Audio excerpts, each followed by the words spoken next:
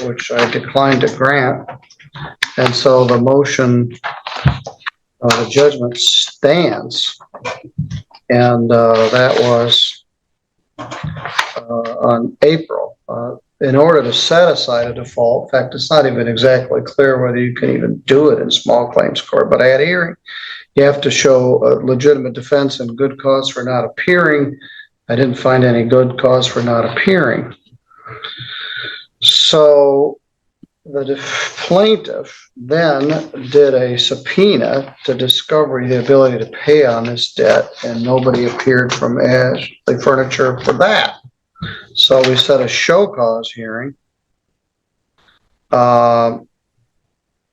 regarding this. So, Mr. Kloppenstein, thank you for being here. Ms. Manley, you as well. Mr. Kloppenstein, will you raise your right hand? You swear or affirm any testimony you're about to give in this matter will be true to the best of your knowledge and belief? I do.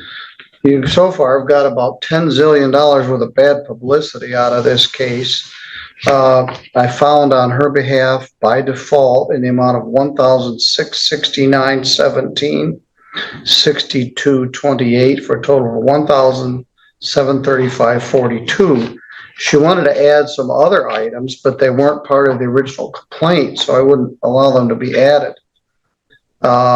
You moved to set it aside. I denied the motion to set it aside. She did a subpoena to collect. She wants her money. You may feel that she was already made whole. She got the furniture returned plus other stuff, but this judgment entered by default. So the ship has sailed. You owe that amount of money. Do you have the ability to pay that? Your Honor, we did switch out the piece for her. I got it. Okay. I got it. Okay. Okay. But then the lawsuit was still going. You didn't show up, so a default entered on her behalf. You had a motion to set aside the defense, the default. You may have had a meritorious defense, but you didn't show up for the hearing. And I had a hearing to find out why, and there wasn't good cause other than I guess they forgot. So, yes. Your Honor, I was out of the country and I did not know about it, but we thought it was made whole by exchanging the piece. I understand. We thought it was made whole. It wasn't. And I didn't like entering the default. I thought she got paid twice. I thought she got made whole plus she got $1,600. Yeah. But you got notice. There was a hearing. She was here. Nobody showed up and a default entered. So yes, you got arguably double dipped, but you owe this money because you didn't show up.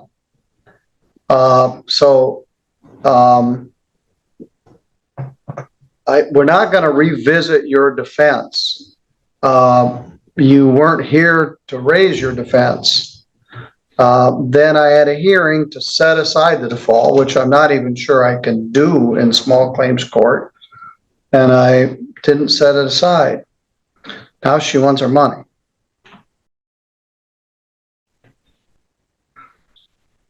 And then there was a subpoena and you didn't show up for that. I'm trying to determine when that was. We did move it. You moved it, yeah.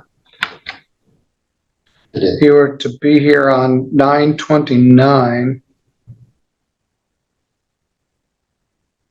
Oh, yeah, we moved it to this date. Yes. Not sure why this is a show cause.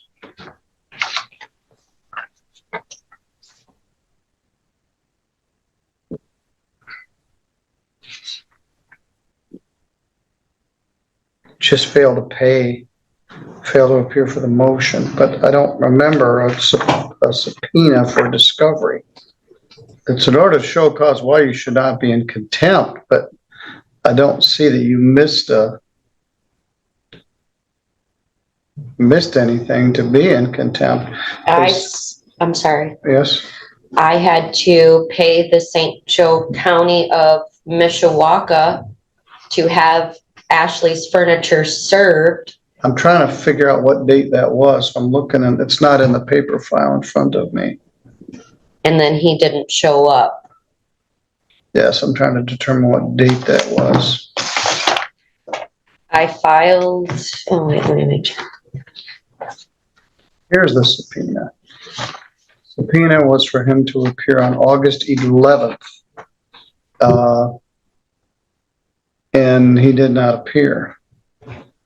That's why you're in contempt. You got served the problem is you're too busy. You don't show up for stuff.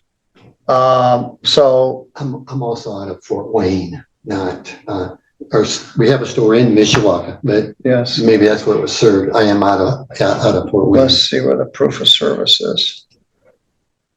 Picked up the plaintiff to have personally served on the defendant. Service of subpoena. It was served allegedly by a sheriff's deputy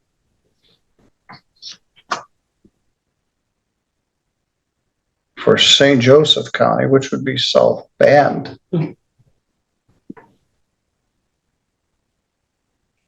Cost her $88 additional.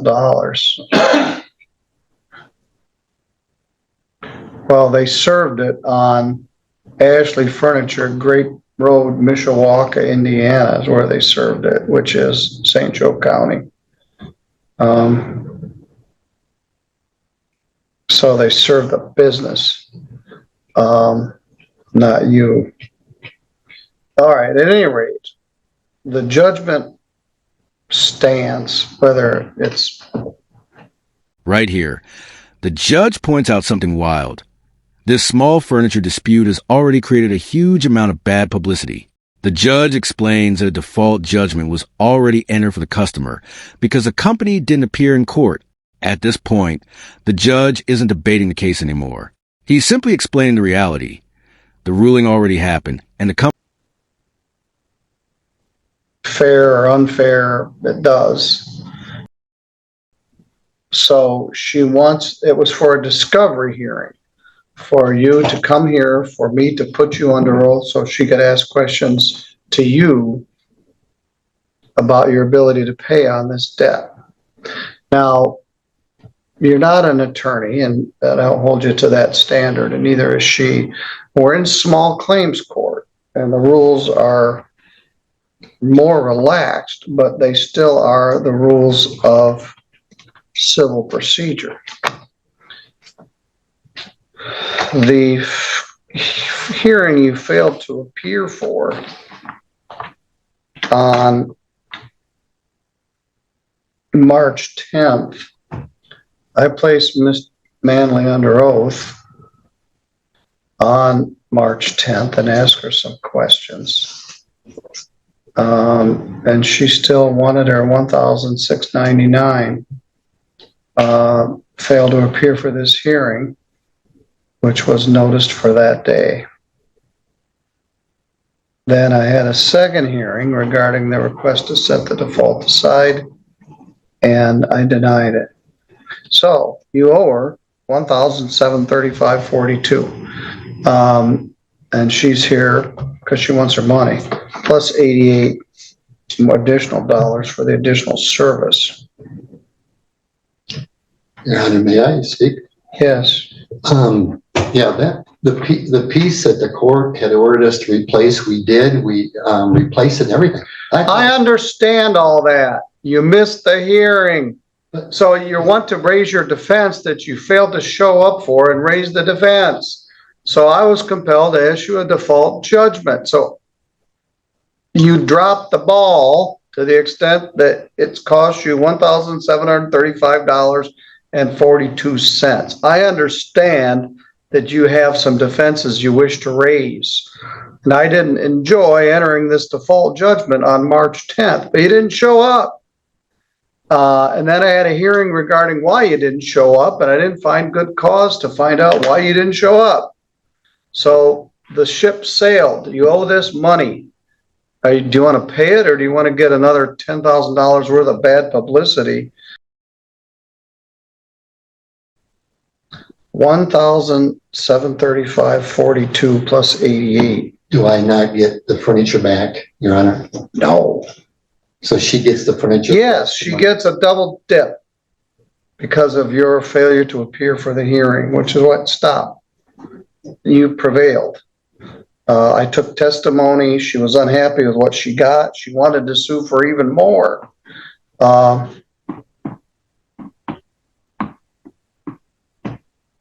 Ms. Manlin, do you have any other expenses other than the $88 service fee? Just my loss of wages for all of my work missed. That's not recoverable in Then- small then claims. no. Was there a filing fee for the subpoena or anything? Just what I had on the paper already. All right. $1,823.42. What was scheduled was a discovery hearing. And then her to discover your ability to pay on the debt. You're here, she's here, you're under oath. I don't find that you're in contempt for failing to appear for that subpoena. The officer just subpoenaed your store. And then I don't know what they did with it, put it in a desk drawer or something, but they didn't give it to you and nobody showed up. So I'll take you at face value that you didn't know about that hearing. Then I did this, that you specifically had to be here so we could all be in the same place at the same time. But in order for her to do that hearing, she paid an additional $88 to have a South Bend, St. Joe County, Indiana deputy serve you. So that's where we are. It's difficult to execute on an idle state judgment. If this were in Michigan, she could seize your assets. She could come with a court order with a deputy and take money out of your till, I suppose. I don't think that's ever been. This is where the judge says something surprising. He admits the situation might feel unfair because a customer could end up with the furniture and the money. But then he explains exactly why it happened. The company failed to show up for the hearing. In court, missing a hearing can completely change the outcome, and that single mistake is now costing them thousands. Been done, but seized tools, trucks, that sort of thing to auction to pay the debt. This has been, you've been here 6 times. I don't know. You've both been here repeatedly. I've spent, I don't know, 20 hours on this case regarding this This furniture. is the first time I've ever been here physically. Okay. I was at, before it was Zoom. All right. Well, that's why I wanted to get everybody here. So the question is, are you willing to pay $1,824? Again, Your Honor, she keeps the furniture. I pay her back for the furniture. Is that- Yes. And she's able to keep it. And Yes. I don't enjoy it. You didn't show up for the hearing. I took testimony. A default entered. She's still unhappy. She wants more than this. So I can't be any more clear. We had a hearing to set aside the default and I denied it. Yes, she gets the furniture and the money. So how does it, whether it's fair or not, that's how this came, because you didn't show up. So if you're not going to pay her the money, she can get an order to seize your property and fight it out that way. But May I ask another question? Your yes, Honor? sir. And talking to my local attorney, he thought the jurisdiction would be in St. Joe County, Jurisdictions at both ends. where you buy it, because we have no stores in Yes, Yeah. where she is and where you are. And it's a small claims case. The furniture was delivered to her in St. Joe County, Michigan. or picked up. I believe it was picked up. And so, A repair was A sent to repair. my house. But the furniture was initially picked up in St. Joe County and at the store at the St. Joe County. I'm not an attorney. I don't understand. I a lot of the understand, things, you know. but yes, And our representative from Fort Wayne said he could not represent us in Michigan. well, and you can't have an attorney in small Yeah, claims that's court. right. He You also can said- remove it to the general division of the court where she would have had a harder time presenting it following the rules of procedure. All I want to know is, are you going to pay her the money or not? If you're not, then I encourage you to then get an order to seize property. you've got so much bad publicity about this, then it should really have just been resolved a long time ago. She's very diligent. With Your Honor, I thought it was resolved, so I apologize for that. And as far as paying, yeah, if you tell me where to send it, I will get it sent out. All right, very good. Plaintiff will pay within 21 days. Her address is on the complaint and on the judgment. We'll give you a copy of that. So I sent it to that address. You sent it to her, not to the court. I understand. After all the arguing, the judge finally gets straight to the point. He asks one simple question.